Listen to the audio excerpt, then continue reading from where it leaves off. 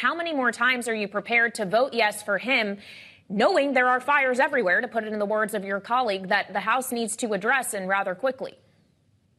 Well, Mr. Gallagher put it well in that.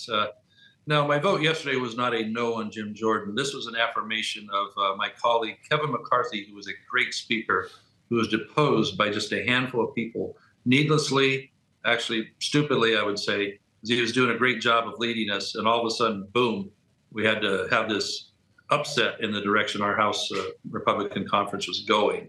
So I didn't feel right about just, letting all these years of legacy go by without a positive affirmation for Kevin as well. When I cast my vote, there was no doubt that Jim wasn't able to secure enough votes yesterday. So I didn't put it in peril with that vote. So I talked to Jim immediately after, said, hey, I'm with you, partner. That was something I needed to do as a vote of conscience for Kevin, because they did a hack job on Kevin McCarthy, and we're worse off for it. But I cast my vote positively and happily for Jim today, and will continue to do so until we can get this speaker issue resolved, which is imperative. It's timely that we need to get cracking on the stuff we need to get done around here, as some of the things Mr. Gallagher had lined out. Well, I think that's why Kailey was asking how many rounds, how many chances Jim Jordan might get here, Congressman. Do you know that there will be a vote tomorrow? We understand it will not happen before noon. Has something been scheduled, and will that be Jim Jordan's last stand? I can't get inside Jim's thoughts on that, but I expect there will be a vote tomorrow, and that Jim's working it really hard tonight. I've been working on a couple colleagues myself to say we need to get going on this, and there's a couple I think that we can sway. But the target is still a fairly big one. It's kind of tough right now. So that said, I think he deserves at least one more vote, certainly tomorrow, and then assess where we are, because the issues we have in front of us.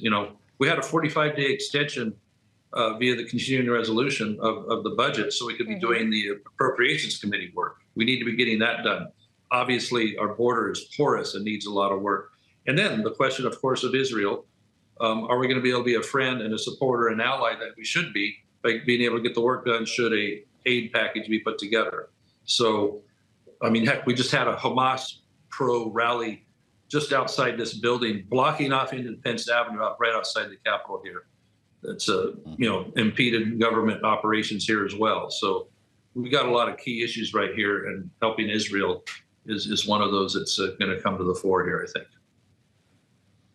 Okay, well, first, what needs to be sorted on the floor, as we all know, is to get a speaker. And you were just talking about how Jordan deserves at least one more vote. After a third round, is it time for you and your colleagues to actually have the more serious conversation of extending the powers of Speaker Pro Tem Patrick McHenry? When should that call be made?